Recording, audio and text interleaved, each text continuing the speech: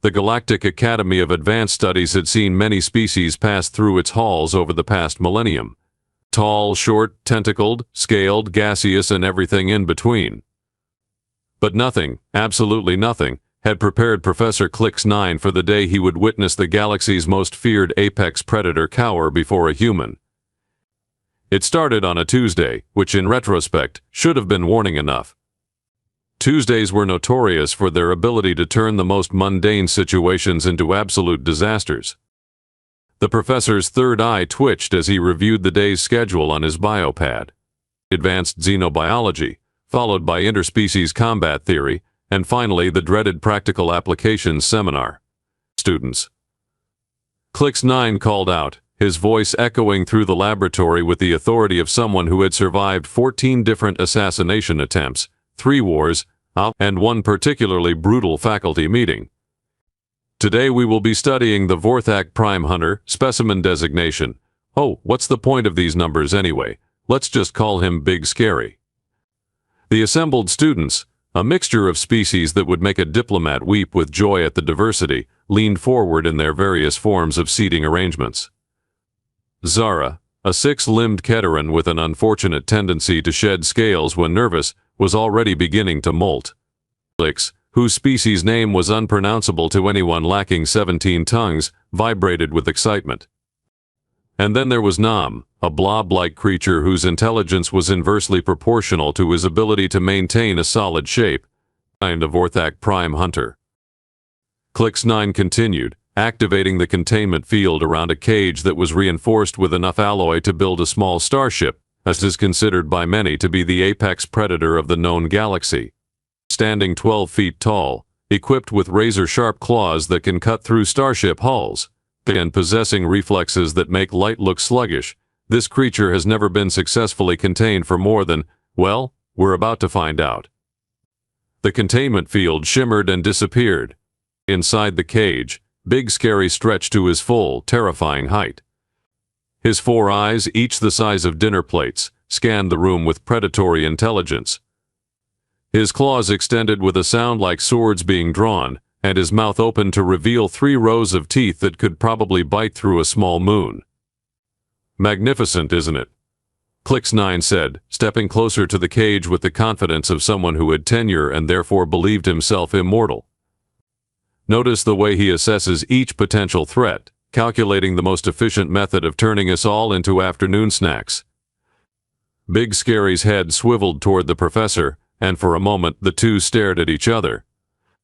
The silence stretched until Zara's nervous scale shedding reached critical mass and created a small pile on the floor. Now, Clicks-9 said, consulting his notes, according to my calculations, this specimen should be able to break free from standard containment in approximately, about 30 seconds ago. The cage door swung open. Big Scary stepped out, his massive frame casting shadows across the laboratory. Several students immediately activated their personal shields, while others began composing what they assumed would be their final messages to loved ones. Nam, ever the optimist, simply oozed backward toward the exit. Fascinating, Clicks-9 muttered, scribbling notes frantically. Observe how he doesn't immediately attack. This suggests higher intelligence than previously documented. Perhaps he's savoring the moment, or maybe he's deciding which of us would make the best appetizer. Big Scary took another step forward, his claws clicking against the laboratory floor. The sound was like death knocking at the door, if death had particularly sharp fingernails and stood 12 feet tall. Then the laboratory door opened. "Sorry I'm late," said a cheerful voice. "Traffic was murder getting here from the human quarter." Everyone turned to look at the newcomer. She was small, maybe 5.5 feet tall, with brown hair tied back in what humans called a ponytail and wearing the standard issue Academy jumpsuit. She carried a steaming cup of what appeared to be some kind of hot beverage and had the relaxed demeanor of someone who had just finished a pleasant morning jog. "Maya Thompson," she said, extending her hand toward Professor Clicks-9. "I'm the new exchange student from Earth. Hope I haven't missed anything important." The professor stared at her outstretched hand, then at Big Scary, who had frozen mid-step, then back at Maya. His three eyes blinked in sequence, a sure sign of cognitive overload. "You're human," he said, as if stating the obvious would somehow make the situation less surreal. "Last time I checked," Maya replied with a grin that showed her teeth. They were small, white, and utterly unremarkable by galactic standards. "Though I haven't had my coffee yet, so my species classification might be subject to change." She took a sip from her cup and made a satisfied humming sound. The effect on Big Scary was immediate and dramatic. The apex predator of the galaxy, the creature that had single-handedly decimated 3 different military outposts, slowly began to back away from the tiny human with the hot beverage. That's not possible," whispered Blix, his 17 tongues all speaking at once in a harmony of disbelief. Maya noticed the enormous predator for the first time and tilted her head with mild interest. "Oh wow, that's a big one. What is it, some kind of really angry space wolf?" "Vorthak Prime Hunter," Clix9 said weakly. "Big apex predator. Galaxy's most feared creature. Currently retreating." "Huh," Maya said, taking another sip of her coffee. "Cute." Big Scary's retreat accelerated. His 4 eyes, which had been calculating the most efficient dismemberment techniques moments before, now darted between Maya and the nearest exit. His claws retracted, his posture shifted from predatory to defensive, and he began making a sound that could only be described as whimpering. "This is impossible," Clix9 declared, his scientific worldview crumbling like a cookie in a black hole. "The Vorthak Prime Hunter fears nothing." "Nothing. It's biologically incapable of retreat." "Maybe he's just shy," Maya suggested, moving closer to get a better look at the creature.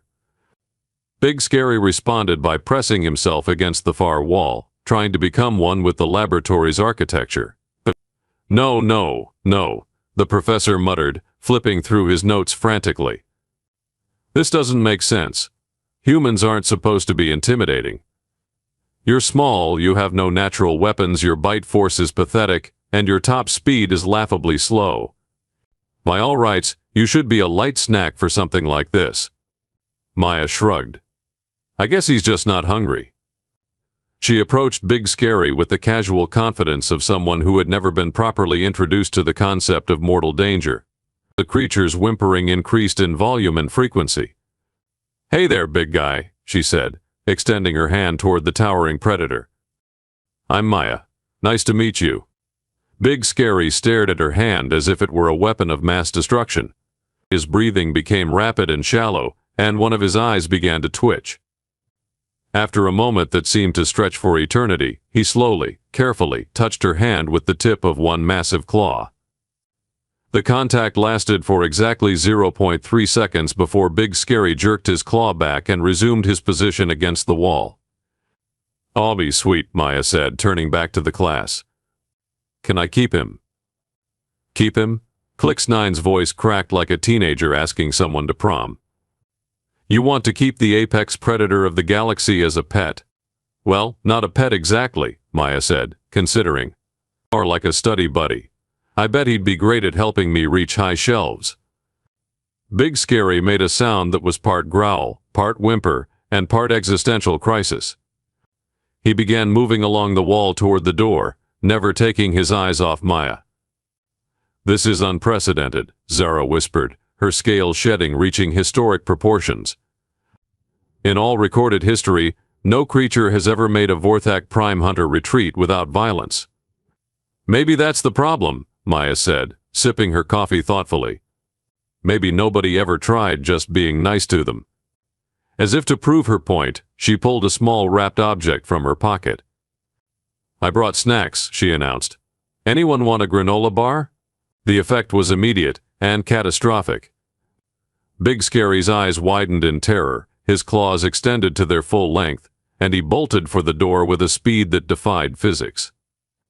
The laboratory shook as 12 feet of apex predator attempted to fit through a standard-sized doorway, succeeded through sheer determination and possibly some advanced geometry, and disappeared into the corridor beyond. The sound of his retreat echoed through the academy for several minutes, punctuated by the occasional crash as he presumably encountered obstacles in his path to freedom. Well, Maya said, unwrapping her granola bar. That was weird. Professor Clicks-9 stood in the middle of his laboratory, surrounded by his traumatized students, staring at the spot where the galaxy's most feared predator had just been cowering. His three eyes blinked in sequence again, faster this time, as his brain attempted to process what had just occurred. "Class dismissed," he said finally, his voice barely above a whisper. As the students filed out, Nam oozed over to Maya. "How did you do that?" he asked, his gelatinous form quivering with curiosity. Maya shrugged. "I have no idea. Maybe he didn't like my coffee. It is pretty strong." She took another sip, and somewhere in the distance they could hear Big Scary's retreating footsteps falter for a moment before resuming their frantic pace. Or maybe, Maya added with a grin, he's lactose intolerant. The next morning, reports began flooding in from across the academy. Big Scary had been spotted in the cafeteria, hiding under tables whenever Maya walked by. He'd been seen in the library, checking out books on interspecies diplomacy and how to make friends and influence humans. The most disturbing report came from the dormitory security cameras, which had captured footage of the apex predator of the galaxy sitting outside Maya's room, apparently standing guard. Professor Clicks-9 found himself in the unusual position of having to explain to the Academy's board of directors why the galaxy's most dangerous predator was now following a human exchange student around like a lost puppy. The conversation had not gone well. "Let me understand this correctly," Director Yix Prime had said, his tentacles writhing with barely contained frustration. "You released a Vorthak Prime Hunter in your classroom?" "For educational purposes," Clicks-9 had replied defensively. "And instead of devouring your students, it ran away from a human." "That's an accurate summary, yes. And now it's living in our dormitory complex. Technically, he's living in the ventilation system above our dormitory complex. But he does seem to be house-trained." The director's tentacles had gone through several colors that didn't exist in most species' visual spectrum. "This is a disaster. Do you have any idea what the insurance implications are? We can't have apex predators wandering the halls, even if they are apparently terrified of students from Earth." "But I'm still working on understanding the mechanism," Clicks-9 had said. "My preliminary hypothesis is that humans somehow emit a pheromone that triggers a fear response in Vorthak Prime Hunters." "And your plan for testing this hypothesis?" "I've requested additional human exchange students." The director's tentacles had turned a color that was roughly equivalent to what humans might call apoplectic purple. Meanwhile, Maya had been trying to adjust to life at the academy, which was complicated by the fact that she had apparently acquired a 12-foot-tall shadow. Big Scary followed her everywhere, always maintaining a distance of exactly 23 feet, except when she was eating, and in which case he increased the distance to 37 feet. "It's kind of sweet, actually," Maya told her roommate, Kira, a crystalline being whose species communicated through harmonic frequencies. "He's like a really big, really scary therapy dog." Kira's response was a musical note that roughly translated to "You're insane, but I admire your optimism." Maya had tried various approaches to befriend her unwilling stalker. She'd left snacks outside her door, which Big Scary had approached with the caution of a bomb disposal expert. She'd attempted to engage him in conversation, which had resulted in him hiding behind a decorative plant that was significantly smaller than he was. She'd even tried ignoring him completely, which had only made him more anxious. "I think he wants to be friends," Maya explained to Professor Clicks-9 during their third emergency meeting. "But he's just too scared to admit it." "Scared?" Clicks-9 repeated. "This creature has terrorized star systems. It once ate an entire space station." "That was probably just a misunderstanding," Maya said. "Maybe he was hangry." "Hangry? Airy? Hungry and angry. It's a human thing. We get cranky when we haven't eaten." Clicks-9 made a note on his biopad. "Fascinating. And you believe this explains his aggressive behavior? Has anyone ever tried feeding him something that wasn't, people?" The professor paused in his note-taking. "That's actually an interesting question. According to our records, Vorthak prime hunters are strict carnivores with a preference for sentient prey. But have you ever actually tested that? I mean, maybe he's just been eating people because that's what everyone expects him to do. You're suggesting that the apex predator of the galaxy has been following a diet based on social expectations rather than biological necessity. Stranger things have happened, Maya said. I once knew a guy who thought he was allergic to gluten for 15 years. Turns out he was just eating bad bread. Professor Clicks9 stared at her for a long moment. You want to try feeding the Vorthak prime hunter? What, exactly? I was thinking pizza, Maya said. Everyone likes pizza. And that was how the Galactic Academy of Advanced Studies found itself in the unprecedented position of ordering 37 large pizzas for delivery to a ventilation shaft. The pizza delivery was handled by a robotic service, which was probably for the best since Big Scary had been spotted pacing the corridors earlier that day, apparently working up the courage to approach Maya's latest peace offering. The boxes were placed in a neat stack outside Maya's dormitory room, along with a note that read, "For my new friend. Hope you like pepperoni." What happened next would be studied by xenobiologists for decades to come. Security footage showed Big Scary emerging from the ventilation system at 11:47 p.m., moving with the stealth of a creature that had spent its entire life perfecting the art of not being seen.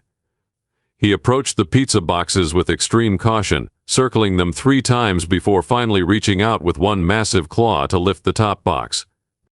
The scent hit him immediately. His 4 eyes widened, his nostrils flared, and he made a sound that was part growl, part purr, and part religious experience.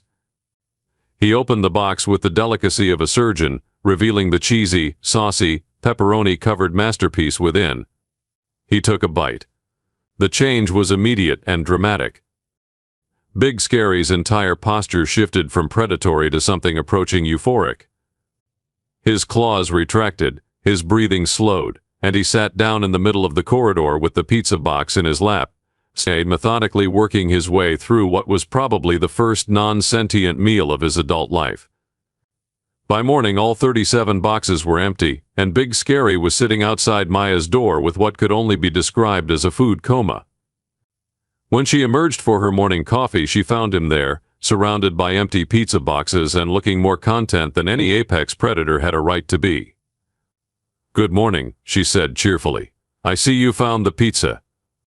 Big Scary looked up at her with something approaching gratitude in his 4 eyes. He opened his mouth as if to say something, then closed it again. After a moment, he carefully picked up one of the empty boxes and held it out to her. "You want more?" Maya asked. Big Scary nodded. "Okay," Maya said, pulling out her communicator. "But next time we're trying Chinese food." And that was how the galaxy's most feared apex predator discovered that he had been living his entire life with undiagnosed dietary restrictions and a severe case of social anxiety. The news spread through the academy like wildfire, then through the academic community, then through the galaxy at large. The Vorthak prime hunter, terror of the spaceways, bane of civilizations, had been pacified by pizza and kindness. Sales of Italian food spiked across 3 sectors. The Galactic Council issued a statement about the importance of dietary diplomacy. And somewhere in the depths of space, other Vorthak prime hunters began to wonder if there might be an alternative to their traditional lifestyle of cosmic terror. But all of that would come later. For now, Maya Thompson sat in her dormitory room, sharing breakfast with a 12-foot-tall apex predator who had just discovered that pepperoni was his favorite topping, and wondering what other misunderstood creatures might be wandering the galaxy. Just waiting for someone to offer them a slice of pizza and a chance at friendship. It was going to be an interesting semester. 3 weeks after the Great Pizza Incident, as it had come to be known throughout the academy, Maya Thompson found herself in the unusual position of being the galaxy's first accredited monster whisperer. It wasn't an official title, mind you, but when the Galactic Council creates a new diplomatic position specifically for one person, titles tend to become somewhat flexible. "I still can't believe they're paying me to make friends with scary aliens," Maya said, scratching Big Scary behind what she had determined were his ears. The massive predator purred like a contented cat, if cats were 12 feet tall and had previously terrorized star systems. Professor Clicks-9 watched this interaction with the fascination of someone whose entire understanding of biology had been turned upside down and thoroughly scrambled. His latest research paper, titled Dietary Diplomacy and the Behavioral Modification of Apex Predators Through Carbohydrate Introduction, had been rejected by 14 different scientific journals on the grounds that it was too ridiculous to be real. The Galactic Council wants to meet with you, he informed Maya, waving a biopad that was flashing with the urgency of a dying star. Apparently there's been a development. Maya looked up from where she was showing Big Scary how to play a human card game called Go Fish. The Predator had proven surprisingly adept at it, probably because his 4 eyes gave him an unfair advantage in detecting tells. What kind of development? She asked, though she suspected she already knew the answer. The kind that involves 3 more Vorthak Prime Hunters showing up at the Academy's front door, apparently looking for pizza, Clicks-9 replied, his 3 eyes blinking in the rapid sequence that indicated impending nervous breakdown. Oh, Maya said. That's actually kind of cute. Cute. Clicks-9's voice cracked like a teenager whose voice was changing in the middle of a presentation. There are 4 apex predators on this station, and you think it's cute? Well, they're not really apex predators anymore, are they? Maya pointed out. They're more like really big exchange students with dietary issues. As if summoned by her words, the laboratory door opened to reveal 3 more massive figures. They were similar to Big Scary in size and general terrifying appearance, but each had distinctive features that made them individuals rather than generic monsters. One had stripes running down his sides, another had what appeared to be natural armor plating, and the third had an extra set of arms that he was using to nervously fidget with a small object. Hello, said the striped one, his voice surprisingly soft for something that could probably bench press a small spacecraft. We heard there was pizza? Maya beamed at them like a kindergarten teacher welcoming new students. But of course. I'm Maya. What are your names? The 3 newcomers exchanged glances that somehow managed to convey both terror and hope. The striped one stepped forward first. My designation is Vorthak Prime Hunter 7739 Alpha, but he paused, looking uncertain. I've always thought of myself as Stripes. Stripes is a great name, Maya said warmly. And you too? The armored one shuffled his feet, creating small dents in the laboratory floor. Tank, he said quietly. I like the sound of it. The one with extra arms held up the object he'd been fidgeting with. It was a small, handmade sculpture that looked like it might be a flower. I'm Craft. I make things. Professor Clicks-9 stared at the scene unfolding before him. 4 of the galaxy's most feared predators were standing in his laboratory, introducing themselves with nicknames and sharing hobbies like they were at some kind of intergalactic summer camp. This is impossible, he muttered, making frantic notes on his biopad. Vorthak Prime Hunters don't have hobbies. They don't make art. They don't give themselves cute names. Maybe that's because nobody ever asked them what they wanted to be called, Maya suggested. Big Scary here told me his real name is actually Gentle. Apparently he's been trying to get people to call him that for about 200 years. Gentle, formerly known as Big Scary, nodded enthusiastically. Nobody ever listens, he said, his voice a rumbling bass that somehow managed to sound wistful. They always just scream and run away. Well, I'm listening now, Maya said, and the effect on all 4 creatures was immediate. They straightened up, their postures becoming less defensive and more hopeful. Now, Maya continued, who wants to help me order dinner? I was thinking we could try something other than pizza tonight. Maybe Thai food? The next few hours passed in a blur of cultural exchange that would have made the Academy's anthropology department weep with joy if they hadn't all been hiding in the secure Tua bunker 3 levels down. Maya introduced the 4 former apex predators to concepts like spicy food, sharing and saying please and thank you. In return, they shared stories about their lives that painted a very different picture of the galaxy's most feared species.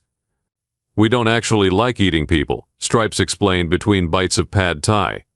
It's just what we're supposed to do. What everyone expects. The loneliness is the worst part, Tank added, carefully manipulating his chopsticks with claws that could cut through steel. Nobody ever wants to talk to us. They just shoot first and ask questions later. Kraft nodded, still working on his sculpture. I've been trying to make friends for 3 centuries, he said. But every time I approach someone, they assume I want to eat them.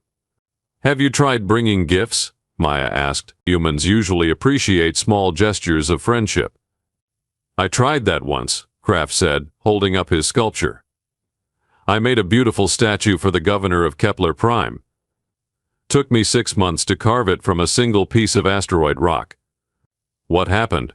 Maya asked, though she suspected she already knew. He called in the military, Kraft said sadly. They thought it was some kind of psychological warfare. Nobody bothered to ask if it was supposed to be a flower. Maya examined the sculpture more closely.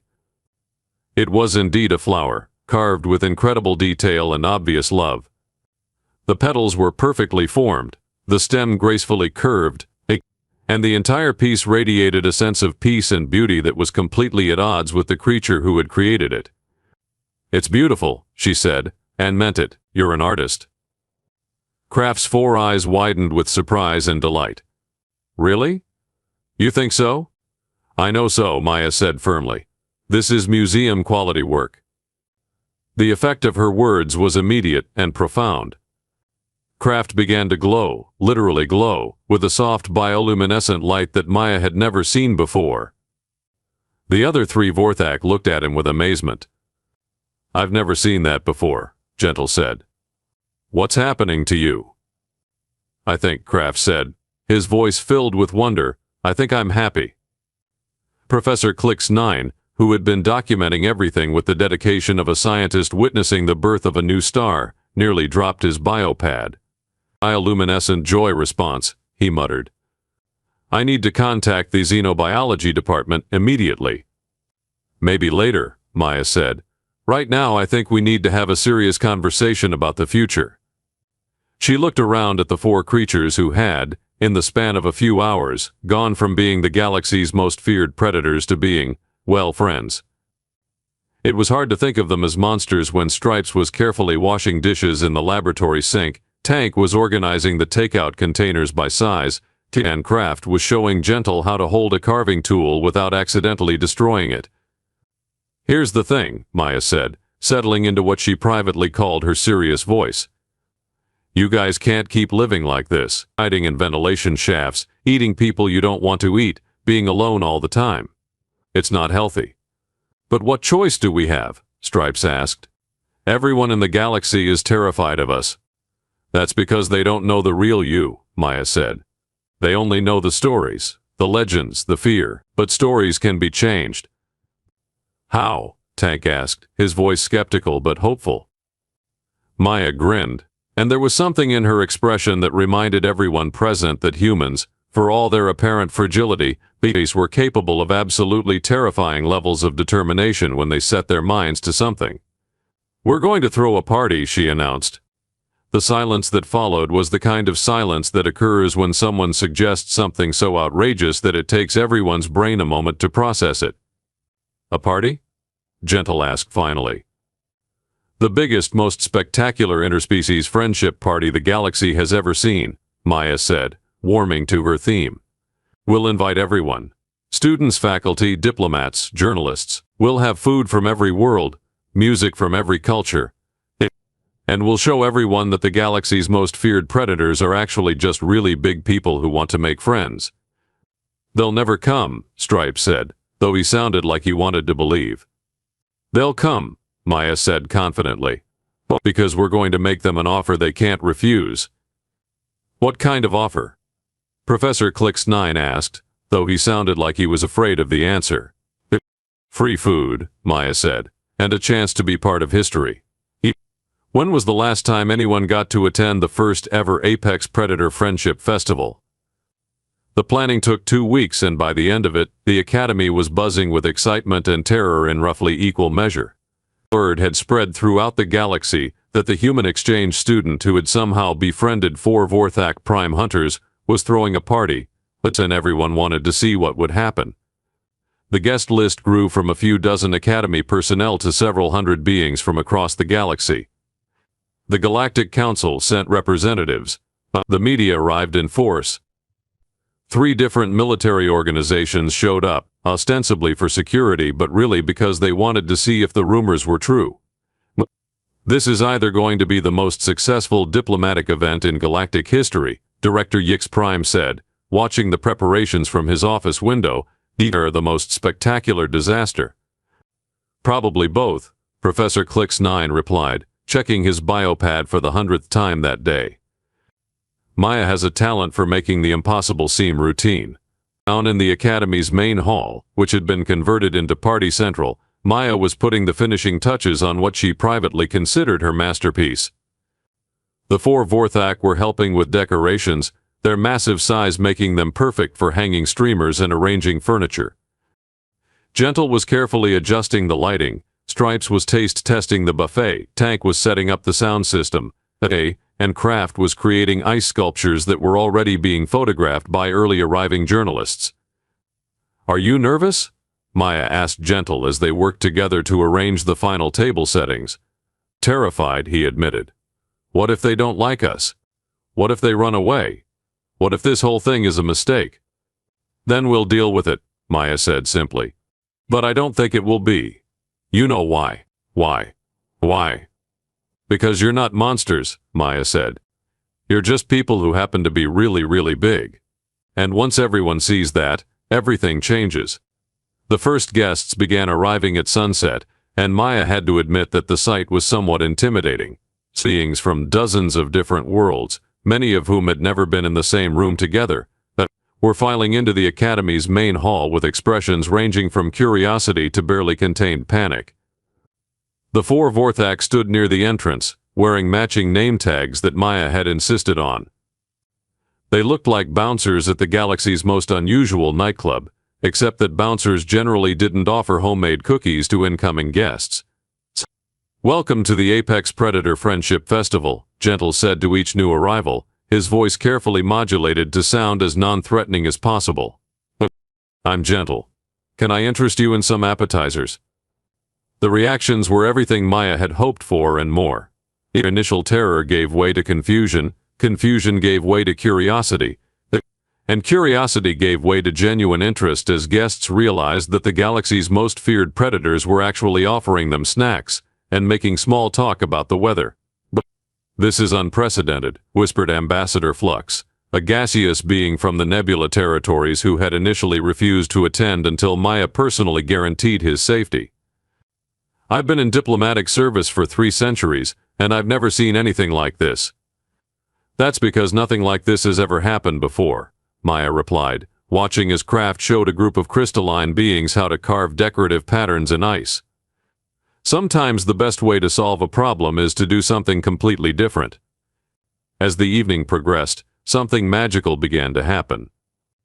The initial tension in the room gave way to genuine celebration as guests realized that the 4 Vorthak were not only harmless but actually quite entertaining.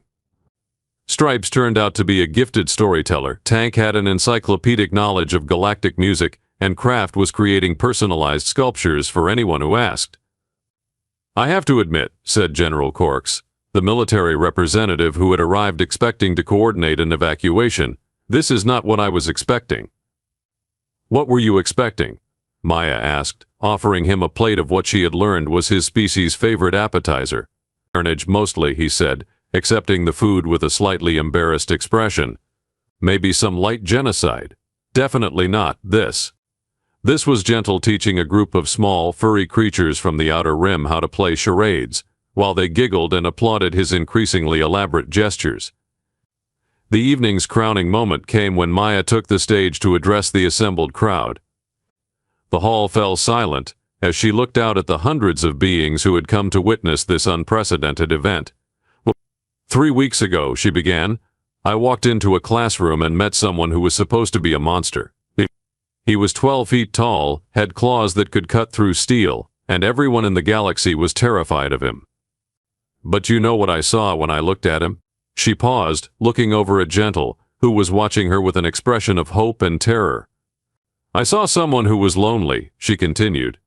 Someone who wanted friends but didn't know how to make them. Someone who had been judged by his appearance instead of his character. And I thought, that's not a monster. That's just a person who needs a friend. She gestured to the four Vorthak, who were standing together near the stage, their massive forms somehow managing to look both impressive and vulnerable. These four beings have spent centuries being feared and hunted, not because they're evil, but because they're different.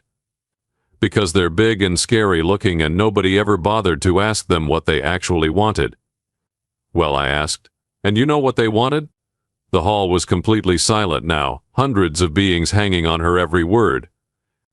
They wanted the same thing we all want, Maya said. I wanted to belong. They wanted to be understood. I wanted friends who would accept them for who they are, not judge them for what they look like.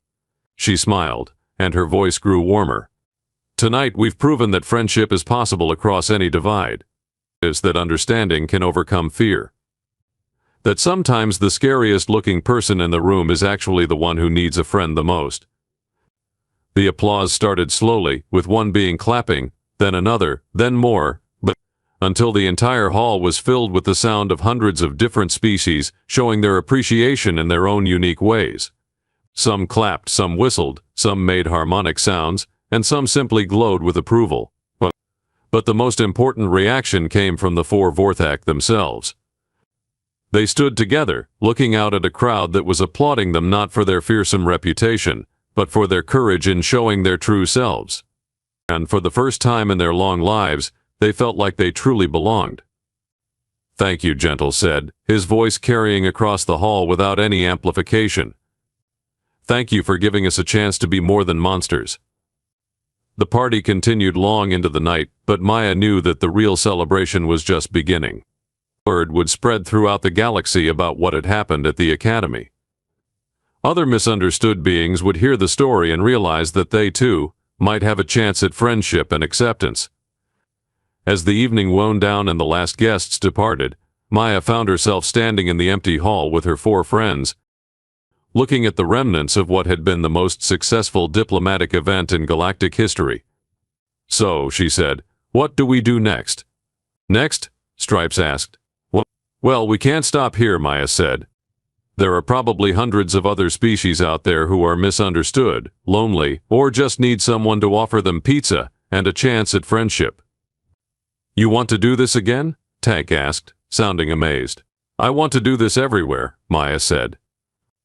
Every world, every station, every place where someone is being judged by their appearance instead of their character. She looked around at her four friends, who were regarding her with expressions of awe and gratitude. Besides, she added with a grin, I've always wanted to see more of the galaxy. And now I have the perfect tour guides. As they stood there in the empty hall, surrounded by the detritus of the most successful interspecies friendship party in galactic history, Maya Thompson realized that she had found her calling. Not as a student, not as an exchange participant, but as something entirely new, a bridge between worlds, a translator of hearts, and a firm believer in the radical idea that everyone deserves a friend. The galaxy was about to become a much more interesting place, and it all started with pizza.